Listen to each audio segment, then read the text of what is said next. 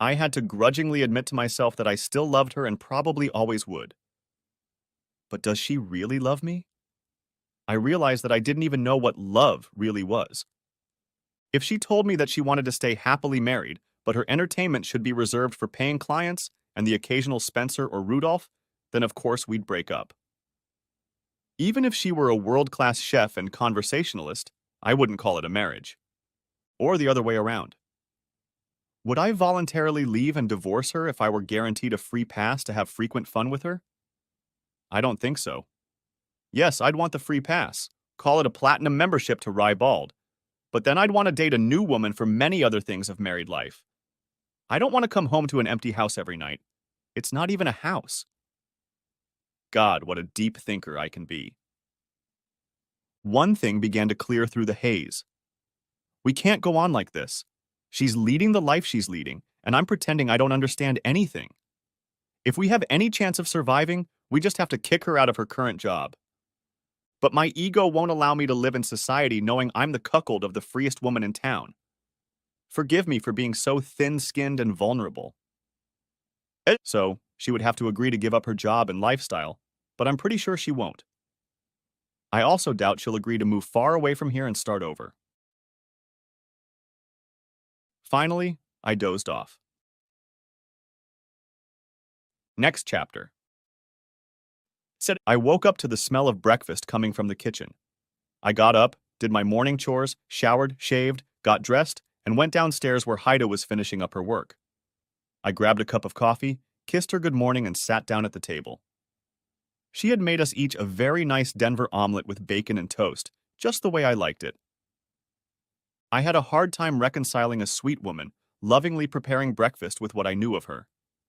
I thanked her for the food and got down to business. As always, everything was delicious. When I finished, I put the plate in the sink, sat down at the table, and looked at her. She stopped eating and looked back. "Is everything okay, honey?" she asked. Showtime, I thought. It's either now or never. "We need to talk, Haida," I said in an even tone. She took a couple more bites from her food, then tossed the leftovers in the trash and cleaned her plate. She walked back to the table and picked up her purse. "I'm serious," I said, insisting on my point. "We need to talk about everything." "You're right," she said, "but not right now. I have things to do and I have to go. Meredith is expecting me this morning." She headed for the front door. "Damn it, woman," I said, becoming furious. "This is our marriage we're talking about. Is Meredith more important than our marriage?" She stopped and turned to look at me. "Listen, sweetheart," she said. "I know you think it's important that we talk, but right now I have things I must do. I'll be home late tonight, but if you're still up, we'll talk then, okay? I gotta go now. Love you."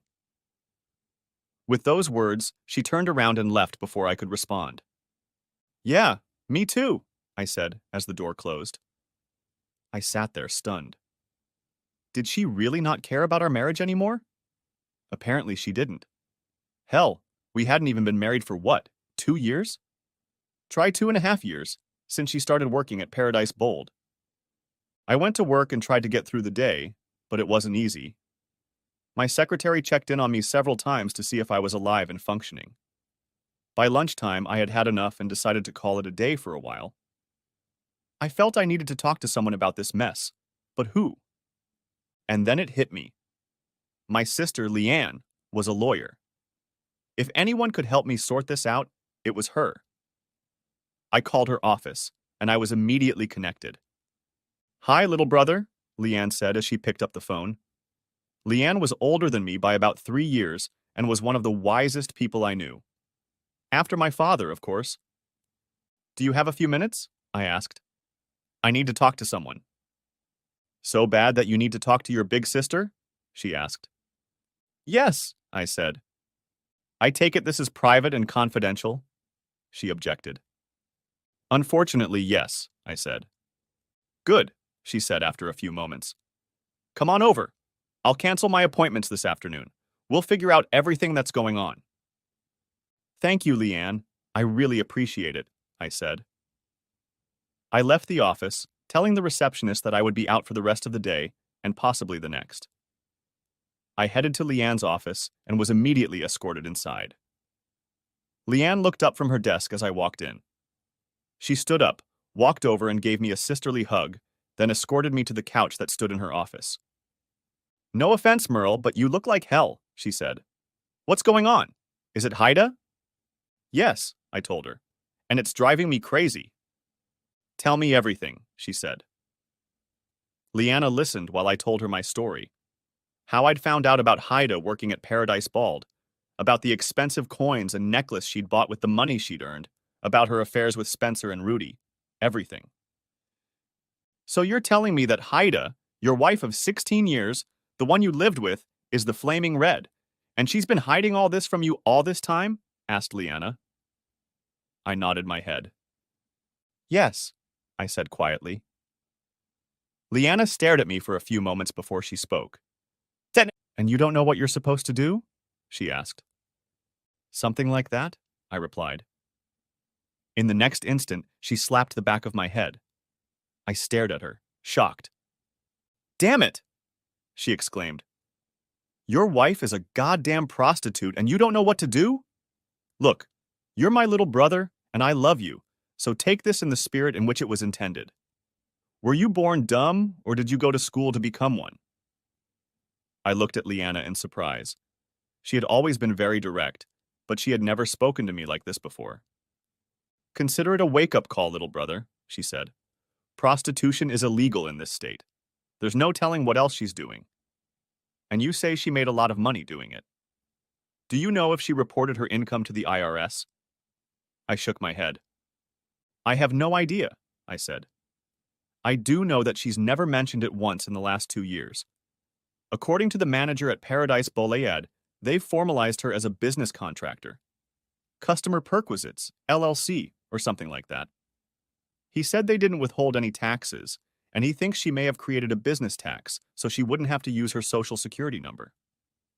"And you haven't talked to her about any of this?" she asked. "I tried to talk to her about it this morning, but she said she had things to do and left," I said. "Okay," she said. "Here's what I'll do for you. I don't practice family law, but I know a few attorneys in town who do. I'll call one of them right now and see if we can get you in for a consultation this afternoon. I'll go with you." "Thanks, Leanne," I said. "You're welcome, bro," she said, pulling out her phone. I sipped my coffee while she talked on the phone. After a couple minutes, she returned to the couch. "You're lucky," she said. "I talked to Wilbur Jennings. He's the best in the business, at least in this town. He's got an open spot for us, and he's bringing in a private investigator. If we leave now, we can get there just in time. It's within walking distance, so we won't even have to fight for parking. Let's go," she added, putting on her jacket. I followed her to the exit. About half an hour later, we found ourselves in the reception area of his business office. "Leanne," Wilbur said, standing up and extending his hand. He looked to be in his mid-50s, well-built, with a slight gray on his temples. "It's been a long time. Is this your brother?" "Yes, Wilbur," she replied. "This is Merle." Wilbur and I shook hands, and he turned to the other man in the room. "This is John Williams, a private investigator whose services I like to use," Wilbur said, introducing us to a short, stocky, plain-looking man in a somewhat rumpled suit. We all shook hands and sat down. "So, I understand you have a family problem," Wilbur said. "Tell me about it and we'll see what we can do." I told Wilbur everything, just as I had with Leanna. I wondered how many more times I would have to tell the story. Wilbur and John were taking notes as I spoke, and I saw them look back and forth between them a few times. "So, your wife, Haida, is the flaming redhead who works at Paradise Bold?" asked Wilbur. "Yes," I said. "Are you sure about that?" he asked. "Absolutely," I told him. "I've even spoken to the club manager. Is that a problem?" Wilbur leaned back in his chair and looked at John before he spoke. "I'll be perfectly honest with you, son," he said. "As much as I'd like to take your case and your money, I can't do it. There might be a conflict of interest." "What do you mean?" I asked. Are you representing her interests? No, I don't, he said. But I have used her services on several occasions. You mean you've engaged her? Leanne said. I felt a queasy feeling in my stomach as he nodded his head. Yes, he said. I'm sorry, son. I'm not married and, well, you know, I'm sorry again. I didn't know she was married and I've never seen her wear a ring. Truth be told, Merle, she probably serves most of the divorce attorneys in the city, and probably the county, as well as a few judges, the mayor, as you already know, and a state senator or two. Rumor has it she's even been with the governor once or twice. I thought prostitution was illegal in this state, I said. It is, he told me. There was no direct exchange of money, and she called her work stress counseling. I know it's a very fine line, but that's what it was. So, what should I expect if I decide to divorce her? I asked. He shrugged. I can describe your situation in 2 words, he said. You're totally screwed. First of all, this is a no-fault state. You can't even mention adultery in a divorce. Even if you could, it wouldn't matter since you've already said you agreed to an open marriage from the beginning. Second, this is a community property state, meaning you will have to share everything with her. Your bank account, savings, house, retirement plans, everything. You have no children, so naturally there will be no alimony. But you could be required to pay alimony. Alimony? I asked. Hell, she's already made more in 2.5 years than I've made in my entire life. Why should I have to pay alimony? Do you have anything showing how much she's made? Asked Wilbur. A 1099 form? Anything? No, I said. Nothing like that. Well, that's about it, he said. On top of that, she can hire the best lawyer, run up all sorts of legal bills, and make the court pay for it. There are lots of things she can do to stunt your development. For example, counseling. You end up with no real evidence to present in court. So what am I supposed to do? I asked. Well, I suppose you could just leave, he said. Don't tell her where you are. Don't inform her of anything. Just go somewhere and let her cook for a while. Maybe she'll use some of her money to hire an investigator to track you down and file for divorce herself. I can't do that, I said. I have a job here, clients here, and I'm not the type to run. I have an idea, John said. We all turned to look at him. What is it? Asked Leanne. Why don't I follow her for a bit? He asked. Me and my team will see what we can come up with. I've got some friends left in Vice, and I know they've been interested in Ribbolede for a while now. From what I've been told, that place is very good at avoiding the law. They seem to have a way of knowing when the undercover cops show up there. But they don't know me or the people who work for me. Maybe we can help the Vice squad shut the place down. How long will it take you to do that? Asked Leanne. Maybe a couple weeks, no more, said John. That's if you're willing to pay for my services, he added, looking at me. I thought about it for a while and made my decision. It would be expensive, but I had to have something. Sure, I said. Let's do it. I'd been saving up for another cruise, but with all this in mind, I decided screw the cruise. Okay, he said, holding out a card to me. He opened his briefcase and handed me a form to fill out and sign. I filled it out and handed him the prepayment check. Just let me know who will represent your interests, and I'll be sure to forward a copy of my report. Look, Merle, I'm sorry I can't do more for you, Wilbur said, holding out his hand. You helped, I said, shaking his hand. Thank you for your time. Leanne and I got up to leave. Before she spoke, she looked at Wilbur. If I were you, Wilbur, I'd stay away from this place from now on, she said. You and I both know what goes on there, and I'd hate for you to get in trouble with the state bar. He nodded his head. Got it, counselor, he said. We left and went back to her office. Merle, Leanna began when we returned. I know this has been hard on you, and it's only going to get harder from here. I know another lawyer we can talk to, but she's gone on vacation with her husband in Europe and won't be back until 2 weeks from now. Let's see what John can dig up, and when Lisa gets back, I'll give her a call. Okay, I said. In the meantime, you need to pull your head out of your ass, she said. Dig deeper, see if you can find tax forms, anything. Try to stay calm when you're around her. I know it won't be easy. You already know she's a brazen liar, so take everything she says with a grain of salt. And don't go after her lovers. I don't want to have to bail your sorry ass out of jail. Got it? Got it, I said. Good, she said. If it gets really bad, call us. Ron and I have a spare room you can stay in for a few days if you feel you need it. And remember, it'll be taken care of, one way or another. Thank you, Leanne, I said. I appreciate everything you've done for me. She smiled and hugged me. You're welcome, she said. I left her office and drove home, determined to find everything I could. I figured I had a few hours, since it was unlikely I'd see Haida before midnight, judging by her recent schedule. I started looking deeper, even going up into the attic. I was somewhat surprised to see a fairly new box, the kind used in offices for papers, folders, and the like. I opened it and saw several file folders. Several of them contained small envelopes with DVDs in them. I guessed what was on them, but I took a few to look through them anyway.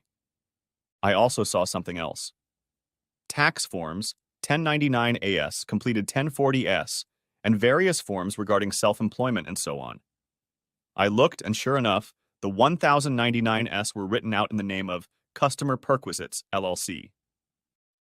According to those forms, she made almost $1.5 million in 1 year. The next year, she had already earned nearly $2 million. Damn, I thought. She had to work hard to make that kind of money. But where did it all go? No way it all went to an old coin and a necklace.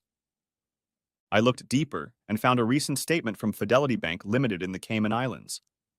According to it, she had a little over $40 million in her account. Damn it. I couldn't help but think that she intended to use that money for her escape. But that wasn't all. In another folder was what looked like a contract. As she read it, it became clear what it was. Haida wasn't just a dancer and an expensive prostitute. She was a star, with a contract to appear in 10 feature films. In for pennies, in for pounds, I thought. No wonder she was always away. I kept looking. In one folder were medical forms and bills from about 14 years ago. According to them, Haida had gone in for a C-section. I realized what an abortion was. She had also had a tubal ligation to prevent subsequent pregnancies. Now I knew why we didn't have children. Apparently she paid for everything in cash, so I never saw a bill or anything on the disbursement statement. Was she really messing with me even then? I remembered the playful bickering we'd once exchanged after my first out-of-town business trip. I hope you didn't hit on all the guys at the club, I'd said, when she told me she'd gone to Ribald while I was gone. This was at the very beginning of our marriage. No, silly, just a few guys, and none of them were even worth bothering with. None at all, she said in a teasing tone. I remembered that she made similar sarcastic remarks to me on subsequent trips. Eventually, I just stopped asking. Now the sordid truth seemed to be revealed. And that wasn't all. I found calendars going back 14 years. There were entries for several dates, and I realized that they were days when I was out of town on business. The entries showed dollar amounts, just like the ones on the calendars in the kitchen drawer. Some of the amounts were staggering. There were other notations as well. A few dates had an S on them, and I wondered if it referred to my so-called friend, Spencer. Some dates were marked with an R, and I suspected those were days she was with Rudy. Of course, I realized it could be anyone. There were other markings on other dates, but there was no way I could relate them to the context. I saw dates labeled with an M and figured they were the days we were doing this. I couldn't help but notice that some dates had more than one label, like M and R. I almost got sick thinking that maybe she was with me after having fun with another man. Behind the calendars, I found a small book of entries, seemingly an accounting book. It looked like she'd started keeping it after 2019, which explained why I didn't see anything beyond that date on the calendar found in the kitchen. There were individual counseling entries and even larger fees entries that appeared about every 3 months. I didn't summarize it, but it seemed to me that she could have easily made a couple $1 million in a year. Looking further in, I found envelopes stuffed with cash. In all, I counted about $6,000 and found folders of Haida's photos. Some showed her on stage, others with one and often several men. I wondered why she'd left them here and put others in a folder she'd found in the kitchen. I took the application, hospital paperwork, tax forms, and the contract with Paradise Bullied Productions and went to my home office where I made copies on our printer. I called Leanna to inform her of my findings. "Holy crap," she said. "Tell you what, scan them and email them to me, okay?" "Consider it done," I said. It didn't take long, and when I was done, I put them back, hoping Haida wouldn't notice that her box was open. I went back to the computer and picked up one of the DVDs. Something told me I would regret watching what was on it, but I felt compelled to. My initial assumption turned out to be correct. The next few videos showed her in a motel room having fun with clients. I ejected that disc and inserted another. This one showed the same thing. But the next videos were different. They showed her with only one man. In one, I recognized the mayor of our town. In another, I recognized Spencer, my so-called friend. The last video on the disc was of Haida and her friend Meredith. "God, that was so great," Meredith said. "Yes, it was," Haida said. "I bet poor Merle would go crazy if he saw us now," Meredith said. Haida laughed. "He'd probably ask for a manual or something to understand what just happened," she said, causing her friend to laugh. "And seriously, how much longer do you plan on doing this?" asked Meredith. Haida shook her head. "I don't know," she said. "Probably as long as I can. Maybe a couple years. Paradise Bullied owns me for a while longer, at least until I finish all 10 movies. Merle doesn't know, and hopefully never will." "Dad, do you think you could ever go back to having only one man?" asked Meredith. "I don't think so," my wife replied. "Merle is a nice guy, but there's no way he could ever satisfy me on his own. Not anymore. Besides, we don't do it more than twice a week, and even less lately." "Do you think he has something on the side?" asked Meredith. "No, not Merle," Haida said. "Once, a long time ago, but that was it." "And seriously," said Meredith, "you know he's going to find out somewhere along the way.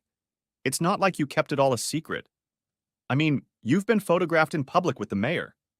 What are you going to do?" "I don't know," Haida said. "Maybe throw myself on his mercy. Even if he kicks me out or divorces me, I've got plenty of money. It'll be hard, but I'll manage. I don't think he'll miss me much. I haven't been home much lately." Damn true, I thought. As I watched, Meredith looked up at the camera. "Turn the damn thing off, will you, Greg?" she asked. "Greg? That's Meredith's husband?" The video ended after that statement. I knew I'd have to talk to Greg before it was over. I wondered how much he knew about their antics. I pulled out the disc and locked them all in my desk. I sat at my computer, trying to make sense of everything I had seen and heard. I turned off the computer, grabbed a beer, and sat in front of the TV. I didn't pay attention to what was on. It was just background noise to me. It was hard for me to see, and I realized that I was actually crying. I went upstairs and washed my face.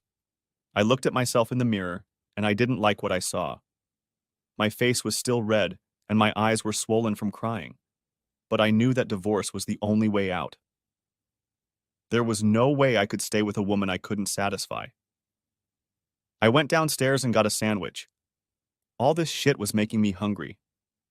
I thought about going out, but my heart just didn't lie to it. I looked at the clock and saw that it was 10 o'clock at night. Time flies when you're having fun, I thought sarcastically. Haida was still nowhere to be seen. There were no messages or calls. True, she had said she'd be home late, and I guessed why.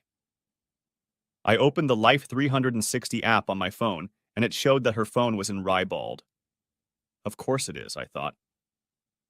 I turned it off and went to bed. I woke up hearing the garage door open.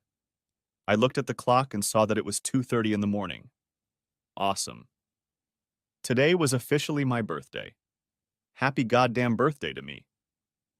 I wryly wondered how much she'd cooked today and closed my eyes. I heard her walking upstairs to the bedroom. She walked over to the bed and I felt her touch my cheek. When she pulled away, I looked over and saw that she looked sad for some reason. She went into the bathroom and closed the door. A few minutes later, she came out of there in a long nightgown and climbed onto the bed. She started to snuggle up to me, but I turned on my side and moved away from her. She kissed the top of my head and lay back down. I thought I heard her sobbing into the pillow, but I didn't care anymore. After a couple hours, I heard her quiet snoring and decided to get up. I put on my robe and went downstairs as quietly as possible, grabbing her phone off the charger. I went into my office and looked through her message history like I had done before. I noticed that there were more messages between her and Spencer. "So, how's that wimpy little asshole doing?"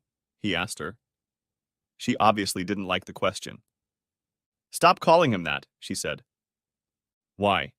Isn't that what he is?" wrote Spencer. Wrote Spencer. Wrote Spencer. "He's not a wuss," she replied.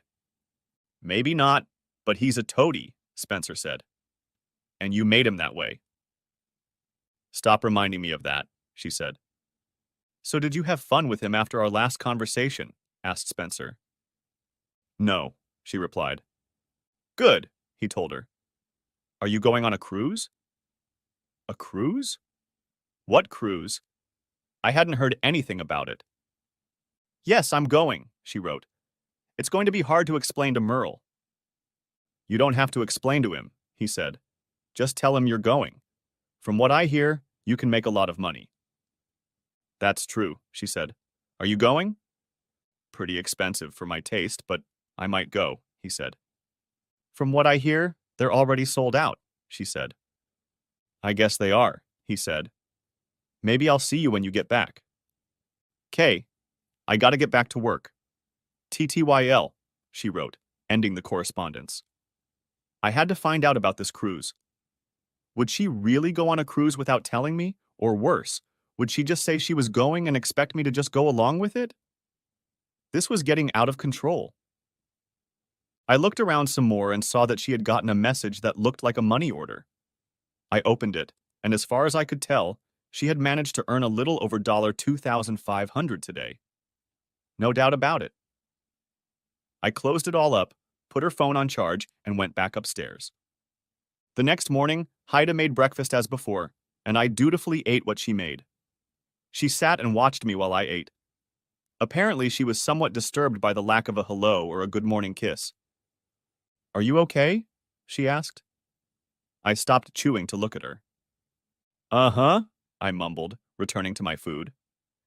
"Did you sleep well last night?" she asked. "You seem a little grumpy this morning." "I guess being alone does that to you," I said. "Are you going to be home tonight or not?" "Sorry, but Meredith and I will be busy again tonight," she said. "Sure," I said. "You know, there's something else we need to talk about. Do I need to make reservations in advance or something? Is there a reservation agent I should call?" "Of course not," she said. "Why do you think so?" "Oh, I don't know," I said sarcastically. "Just the fact that I hardly ever see you. It seems like you're only home to sleep. Then you change and go out again." "Look, I have things I need to do too," she said. "Whatever," I said, getting up from the table. "I've got to get to work. I'll see you when I see you." I grabbed my jacket and keys and headed out the door.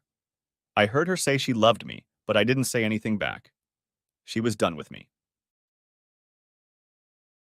After lunch, I got a call from Leanna. "Hey, little brother," she said. "How are things at home?" "Not great," I replied. "Why don't you come over to our house tonight? Ron and I would like to celebrate your birthday," she said. "That sounds nice," I said. "Will Haida be around?" she asked. "I don't know," I replied. "Well, it would be better if she wasn't," Leanne said. "I got a call from John. He said he had some information, so I invited him too. Is that okay with you?" "Yeah, sure," I said. "What time should I be there?" "Come anytime after work," she said. "I'll leave here around 4:30 in the afternoon." "Then I'll see you around that time," I told her. We finished talking and I went about my business. I got out a little early and checked the 360 app to see where Haida was. Sure enough, she was at Rybald. again. I shook my head and drove to Leanne's house. Leanne and Ron met me at the door. She gave me a hug and Ron shook my hand. It was a little strange to think that I'd gotten more affection from my sister in the last 2 days than I'd gotten from my wife in what seemed like weeks. Ron handed me my beer, and we went into the dining room. Leanna had everything ready for dinner. The doorbell rang just as she was putting the freshly made lasagna on the table. Ron opened the door and invited John inside. We all sat down at the table and enjoyed our dinner, followed by ice cream and cake. Naturally, they wished me a happy birthday as I blew out the candles. Afterwards, Leanne handed me a birthday card. I found it quite funny and had a good laugh for the first time in a long time. John opened his briefcase and pulled out the report. He handed me a copy and started talking as I read the report. I don't want to be the bearer of bad news, especially after such a wonderful lunch, he said. That's okay, I said. It was bound to come out sooner or later. I gotta tell you, Merle, he said. Your wife is a real star in Paradise Ballade. But there's something you need to know. What's that? I asked. The club is sponsoring a 5-day cruise for adults in the Caribbean, he said. Of course, when word got out that Flaming Red was participating, tickets sold out almost immediately. Our source at the club confirmed to me today that she took part in the cruise some time ago. Oh my God, Leanne said. Happy goddamn birthday, I said. So when is this cruise taking place? The hostesses, that's what Rybald calls them, are scheduled to leave for Miami on Friday, John said. The boat leaves Saturday and should be back sometime Wednesday. He pulled out a poster and held it out to me.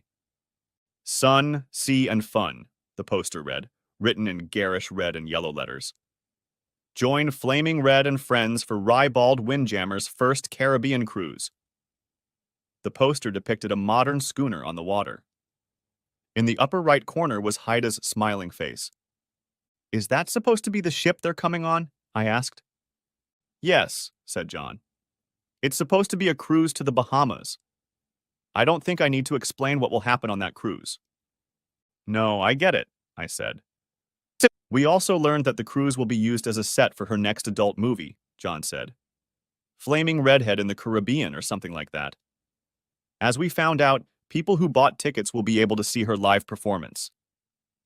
I felt like I was going to throw up. I'm sorry, Merle, he added. It's okay, John, I said. I guess I should have expected it. I looked at Leanna. When will your friend be back from Europe? In 2 weeks, she replied. Is she really as good as you say she is? I asked. The very best, said Leanne. She hates cheaters with a passion. Well, when she comes back, I want to file for divorce, I said. Do you think you'll have enough for your vice friends? I asked John. I think so, he replied. I nodded my head. Good, I said. Let me know how much I owe you. I think I have enough proof for my purposes. We talked some more and then ended the meeting. I'm sorry, Leanne said before I left. She gave me a sisterly hug and I shook Ron's hand. If there's anything I can help you with, let me know. Thanks, Leanne, I said before walking away. By the time I got home, I was exhausted. Of course, Haida wasn't home, so I got into bed and fell asleep almost immediately. I woke up to the smell of bacon, and after getting ready for work, I went downstairs. Where were you last night? Asked Haida as I sat down at the table. I tried calling home, but there was no answer. I was at Leanne's, I said. She and Ron invited me to a birthday party last night. Oh my God, Haida said. Yesterday was your birthday? I completely forgot. I'll make it up to you, I promise. Yeah, right. As if her promises meant anything to me. Don't worry about it, I said. Just so you know, I'm spending this night with Meredith, she said. We're flying to Miami early tomorrow morning for a shopping excursion. Oh? I asked. When did this happen? We've been talking about it for days, she said. I know it's last minute and all, but she said there are tons of flea markets this weekend, and we can get some really great deals. Does this shopping excursion include a 5-day Caribbean cruise? I asked. She looked at me, shocked. What are you talking about? What cruise? I don't know what you're talking about, she said. I opened my briefcase and pulled out the poster John had given me last night. I tossed it on the table. This cruise, I said. The one with flaming red. Yeah, I know who and what you are, I told her. Stop lying. She stared at the poster for a moment before she spoke. I could see the wheels turning in her head. I, she stammered. Don't give me your shit, I said. You've been lying to me our entire marriage, haven't you, Red? I don't know what you're talking about, she said. Bullshit, I told her. Were you ever going to tell me about your abortion 14 years ago? I wondered why we never had kids, and now I know. I tossed the hospital papers on the table. You had your tubes tied then, too. Tell me the truth. Was it even my baby? I don't know, she said. I had fun with a bunch of guys while you were gone. I don't know whose baby it was, and I didn't want to take the chance that it wasn't yours. I'm sorry. I should have told you. Yeah, you should have, I said. Were they paying you to entertain them? How can you ask me that? She asked indignantly. Oh, please, I said. I know about your career as a highly paid prostitute and actress. How long have you been getting paid? She trembled and tears ran down her face. I started taking entertainment money after my abortion, she said quietly. I shook my head. We had an open marriage, remember? We both agreed to it. Yes, we agreed, I said. But I think the word open implies a modicum of truth and respect for the other partner in the marriage. The truth is that you disrespected me, humiliated me, and lied to me for at least 14 years. Isn't that true? Hell, you had an affair with the mayor for crying out loud. I tossed a newspaper clipping on the table that showed her with Rudy. But you're not completely innocent, she said. No, not innocent, I replied. At the beginning of our marriage, I had an amusement with one person, Cindy. But that was it. And you knew all about it because I told you. I've been completely faithful to you ever since. But you're goddamn low. How many guys have you slept with in the last 14 years? A few thousand? And now you're a goddamn prostitute and an actress. You're damn lucky you didn't get caught by the cops. Were you going to tell me about this? Were you ever going to tell me about your offshore account in the Caymans or the expensive coins and necklaces you have stashed upstairs? She looked at me, shocked. You know about that? She asked. I nodded my head. Yes, I know, I said. I also know that you've been having fun with my so-called friend, Spencer. You even did it once at a pig roast my company threw not too long ago, about 100 yards from me. And I know he wanted you to cut me off completely. Tell me, wife, how many times have you had fun with him this month? I don't know, she answered. Maybe 5 or 6 times. 5 or 6 times, I said. That's more times than you've been with me in the last month. Do you know what it's like to be considered the biggest cuckold around? Do you know how you humiliate me? I may have to leave town because of you, you damned lying bitch. Tears streamed down her cheeks, but they had no effect on me. You know, I've asked myself a million times if it's okay to cheat in an open marriage, I said quietly. You've shown me that the answer to that question is yes. I could probably handle a casual one-night stand, but I can't handle what you've done. It's not just the lack of physical attention. It's the total disrespect you've shown me for the past 14 years. I'm sorry, she cried. If you want, I won't go on the cruise. I'll stay home. I'll leave Rye bald. I'll be loyal to you from now on. I shook my head. No, I said. You won't. You won't be able to. Loyalty is impossible for you right now, and you're already committed to this lifestyle of yours. Besides, our marriage is broken anyway. Go have your latest affair as a married prostitute. After all, that's what you are. What did you say to Meredith? That there's no way I can satisfy you on my own anymore? That's not what I meant, she said through her tears. Yes, you did. It doesn't matter anymore, I said. Just go away. I once loved you with all my heart, but I can't accept what you've become, and I don't want to stay with a man who constantly lies about everything. Go away. Have your affair. Make your damn movie. Do what you have to do. Just know that I'll file for divorce when you get back. But I don't want a divorce, she said. Frankly, my dear, I don't care what you want anymore, I said, repeating the famous line from the old movie Gone with the Wind. I'm done with you. Goodbye. Don't be here when I come back. I never want to see your face again. I gathered the papers from my desk, threw them back in my briefcase, and left for work. I wanted to ask her about what she kept in the kitchen, but I decided it didn't matter. Not anymore. I made my point and was done with her. Later that evening, I got a call from Greg, Meredith's husband. Merle, what's going on? He asked. Haida is very upset. She says you're going to divorce her. Is that true? Yes, it is, Greg, I said. Nah. But I thought you were okay with her being with other men, he said. Up to a point, yes, I said. But the more I dug, the more I found out, the less I liked it. I don't want to stay with someone who lied to me and publicly humiliated me the way she did, and for as long as she did.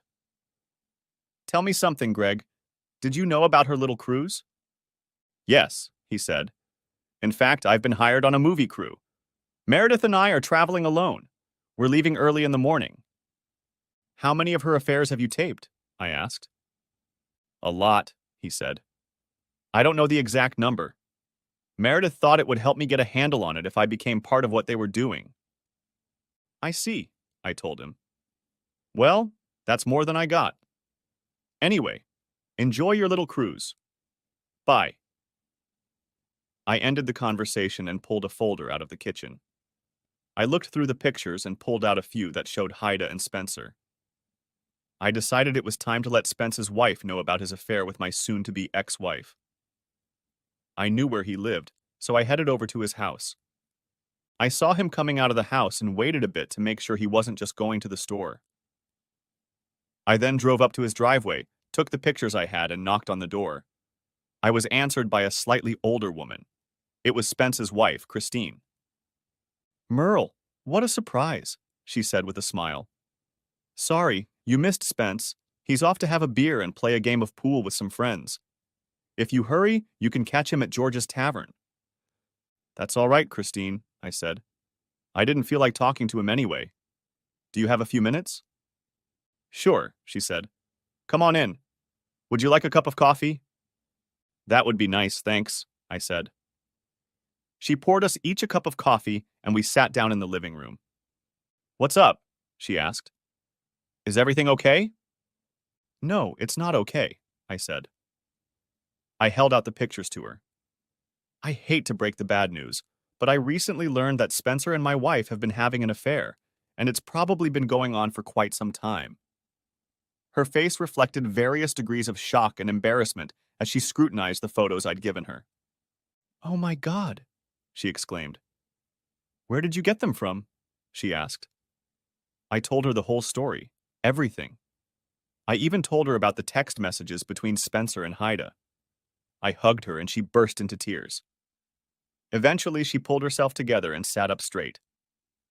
You know, Merle, I've suspected something for a long time, but I didn't have any proof, she said. Have you talked to Haida yet? Yes, I said. And I'll file for divorce when she gets back from the cruise. I'd sue Spencer, but unfortunately this state doesn't allow lawsuits for alienation of affection. Believe me, he's just one of the thousands she's dated over the last 14 years. I'm sorry to hear about that, Merle, she said. And he was your friend after all. Some friend, huh? I asked sarcastically. Yeah, she said. Well, can you believe I'm going to give him the cleanup because of that? Thanks for letting me know, Merle. Are you going to be all right? I'll be fine, I told her, more to reassure myself than her. I'd better get going. Thanks for the coffee. Call me if you need anything. You're welcome, she said. Rest assured, I'll be seeing a lawyer first thing in the morning. I gave her a hug and left. The next day passed mostly without incident. I wasn't surprised to find that Haida never got in touch with me.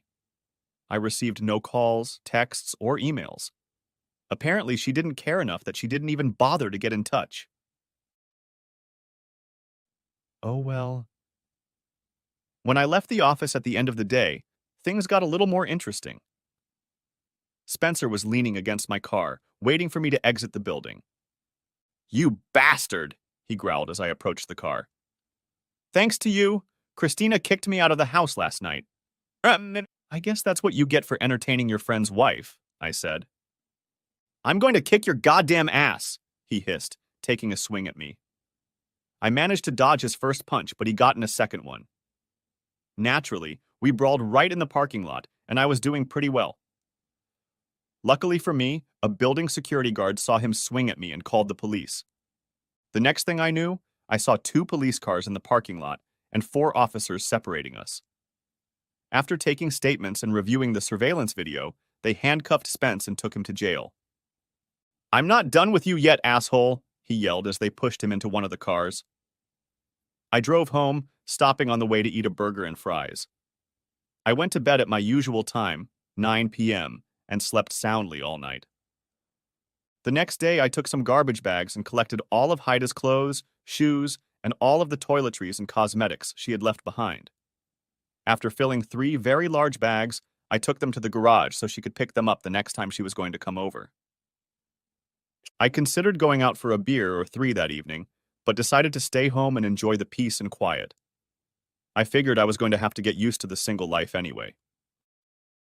The next day, I got out the old trusty lawnmower and cut the grass. That took up most of my Sunday. On Monday, coming home from work, I saw a story on the news that caught my attention.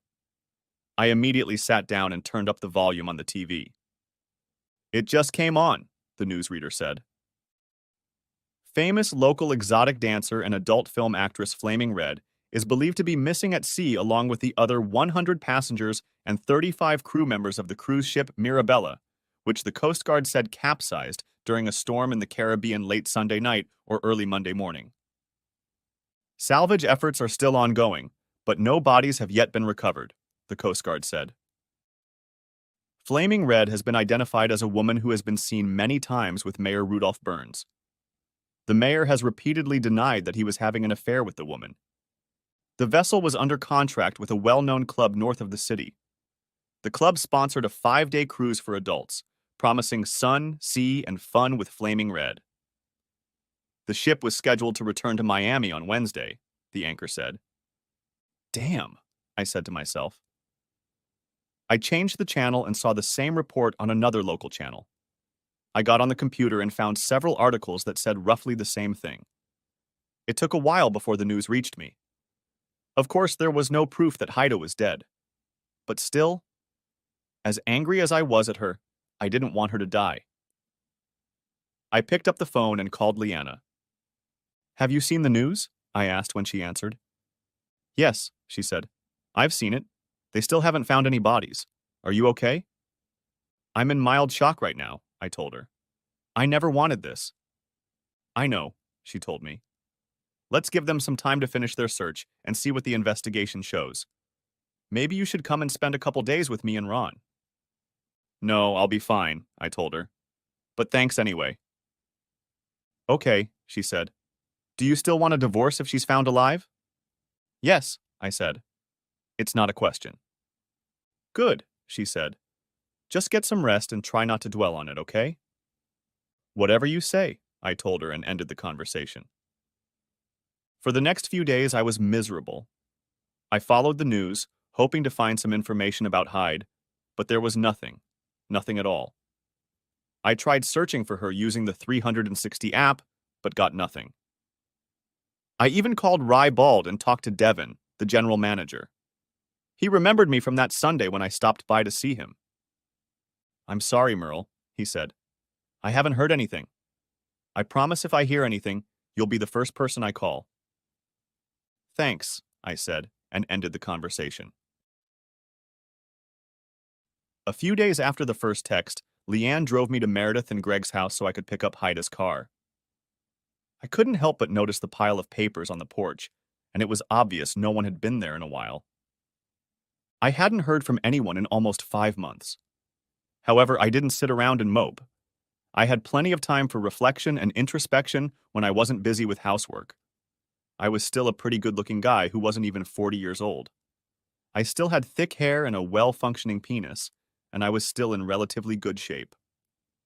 I decided that I was still young enough to have a child, if, of course, I could find a woman who would actually want to have a child with me. With some embarrassment, I realized that my initial thoughts of infidelity were probably a consequence of Haida and I getting married so early. If I were to remarry, I would undoubtedly insist on exclusivity. I certainly didn't want to go through what I had experienced with Haida all over again. One day I came home and found a letter in my mailbox from one Alan Hastings, an Esquire attorney. The letter asked me to contact his office as soon as possible about the estate of Haida White, aka Flaming Redhead. I called and made an appointment for the next morning. Alan stood up and greeted me with a thin smile as I was ushered into his office. After the receptionist left, he asked me to take a seat. "Please accept my condolences for your loss," he said.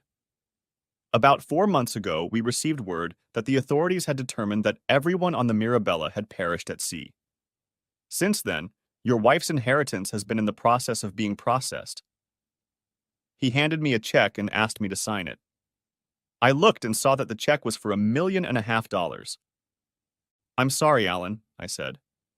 "I saw a statement not too long ago that said she had over $4 million in her account. What happened to the rest of it? Taxes?" He shrugged.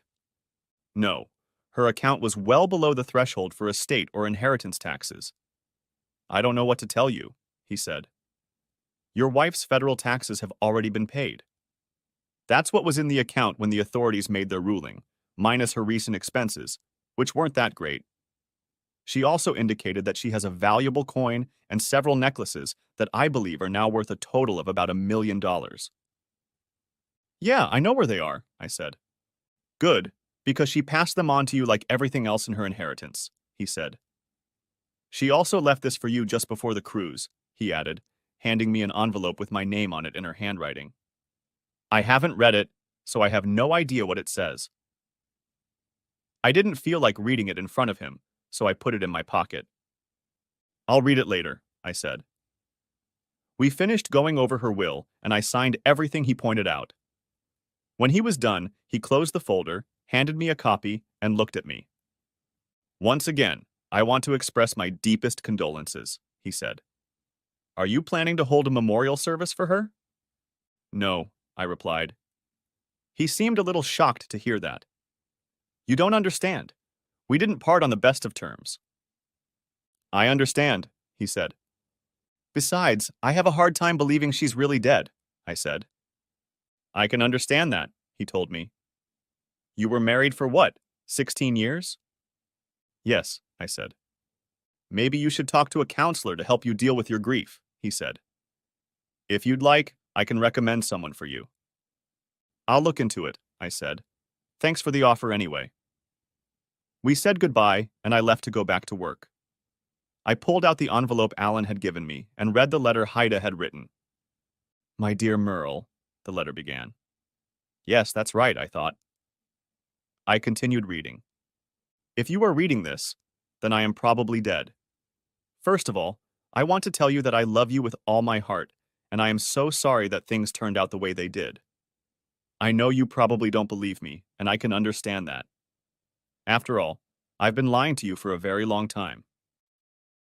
As you've already guessed, I've been doing it with other men the entire time we've been married. I decided to take advantage of the fact that we had agreed to an open marriage and figured it was just for fun and wouldn't affect our relationship in any way. I should have known better, but I loved what I was doing. Then I got pregnant. It happened after several men. I couldn't risk the baby not being yours. I knew you would never raise someone else's child, so I exercised my legal right and had an abortion. I made sure to get it done while you were on one of your trips and paid cash so you'd never find out. I also had my tubes tied so I wouldn't get pregnant again. After that, someone suggested I make a lot of money for fun. I thought, what the hell? So I started taking the money. Yes, I knew it was illegal, and I had to be very careful. More than once I was close to getting caught. Anyway, you know how good I am at collecting a lot of money, and that's exactly what I did.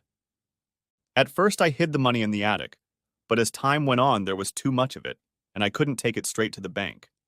It wouldn't take them long to realize something was wrong, and I knew they'd have to file all sorts of reports if I deposited too much cash at one time. So I bought necklaces and coin. I figured they would eventually be worth a lot more than I paid for them. I kept doing what I'd always done, leaving the house only when you weren't home and hiding the cash in the attic. When you stopped traveling for work, I had to come up with another plan. I couldn't explain that I left the house 3 or 4 times a week so you wouldn't get suspicious. Of course, I kept looking for cheap things to sell to make extra money, and that's when I came up with the idea of working part-time at Paradise Bald. Remember when I started volunteering at the homeless shelter? At first, I actually went there, but after a while it became my cover, along with evening shopping trips with Meredith. By then, I was gone 3 nights a week. You can imagine what I was actually doing. When I got a job at Rybald, General Manager Devon suggested I work as a private contractor. He helped with the paperwork and even had someone help me set up an offshore account in the Cayman Islands. I still had a bunch of cash in the attic, and I used most of it to open the account. From there, things went on from there. And no, I didn't have fun with 2 state senators. It was actually 3 state senators, and also with the governor and a member of Congress. I hated to see this in her letter, as I didn't find anything funny, but I continued reading. Then Devon suggested that I do movies and pose for pictures. He said it would help increase my income and give me more exposure in the industry, no pun intended. So I agreed to do it. I was to star in 10 movies over 4 years, and I was promised to be paid a fee every 3 months. At this point, I had starred in 5, and the money was amazing. I became more bold and open about what I was doing. You can partly blame Spence for that. He decided it would be a lot of fun to cuckold you in public, and frankly, by then I thought it would be a lot of fun too. I'll admit, I've lost a lot of respect for you over these past few months. And for that, I'm truly sorry. You worked hard to take care of us, and all I did was entertain you for my own selfish pleasure and enrichment. Do I regret it? Yes. Oddly enough, I don't regret it, but I do regret what I ended up doing to you. I especially regret that I never got to give you a baby. You would have been an amazing father. So why am I writing this? I don't know. I just have this weird feeling that something might happen, and I want you to know the reason I acted the way I did. All I can do at this point is hope that one day you'll find it in your heart to forgive me. I'm not sure I could do that if I were you, but I know you're a much better person than I am. Please believe me when I say I love you, she wrote, and ended the letter with, Your loving wife, Haida. I folded the letter back up, put it in an envelope, and threw it in my desk drawer. It was very hard for me to believe that she really loved me. But could I forgive her? And why should I asked myself. She was dead and gone. Didn't she? I went about my business, and a couple of days later, I had a visitor in my office, one Alice Hastings. My secretary knocked on the door to get my attention and said, Let her in, please, I said. Alice, a rather tall, slender blonde in a business suit, entered my office. I shook her hand and invited her to sit down. What can I do for you today, Mrs. Hastings? I said, noticing her rings. I'm with First Fidelity Life Insurance Services, she said, and I'm here to deliver a payout to you. What payout? I asked. I don't have a policy on you. No, but your wife, Haida White, does, she said. It was a policy issued through her place of employment. I see, I said. I didn't realize she had a policy through her work. Yes, and she listed you as the beneficiary, Alice said, opening her briefcase. She pulled out an envelope and held it out to me. I opened it and found a check for $2 million. Is this real? I asked. Yes, it's real, she replied. The policy was for $1 million and contained a double indemnity clause. Since her death was ruled an accident, or more specifically, a natural disaster, you will receive $2 million. She held out the papers for me to sign, which I did. Is there anything else? I asked. No, she replied. I just wanted to deliver payment to you, Mr. White. Please accept our condolences for your loss. Thank you, I said, for the condolences and the check. She smiled as she stood up, and we shook hands again. After she left, I sat back down. I looked at the check and shook my head. If that's not all, I thought to myself. 3.5 million, plus a coin and a few necklaces totaling about $1 million. I couldn't help but wonder what might happen next. Life went on. It couldn't be called fun, but at least the drama was over as Haida and Spence disappeared from my life. Leanna, however, decided to play matchmaker and spent the next couple years setting me up on dates. Most of the women she introduced me to were fun and interesting, and I had a good time dating them. I even had a thing with some of them. But there was no spark with any of them. That was until she introduced me to Robin Carson. Robin was a 36-year-old divorced woman who had caught her husband in bed with another woman. Strange, I thought. A few years ago, it wouldn't have mattered much to me. Now, however, I looked at things differently and felt guilty toward her. I told her my story, and we discussed the issue of fidelity. So, I take it you don't like the idea of an open marriage? I asked. Oh, hell no, she replied. If that's what you want, you can stay single. I considered her words carefully and realized she was right. You know, I'm inclined to agree, I said. We seemed to get along well and dated for another 6 months before I popped the question.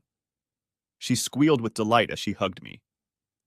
A little over a year later, she gave birth to a bouncing baby boy named Robert. Yes, I thought, holding my newborn son in my arms, this is how it should be. The epilogue is 26 years later. A woman was sitting at a table on the balcony looking out to sea. She had just read an article on her tablet about the man she once called her husband.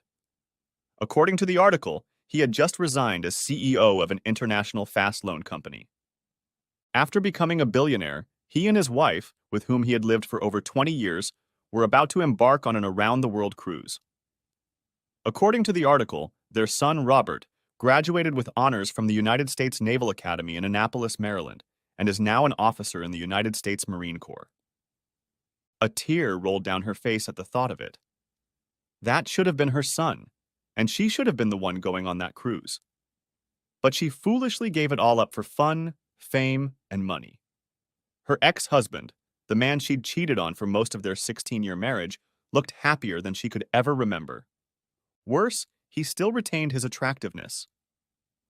She watched the video that accompanied the article and couldn't help but notice the way he and his wife looked at each other. They were clearly a couple who loved each other deeply, as she and Merle had once been.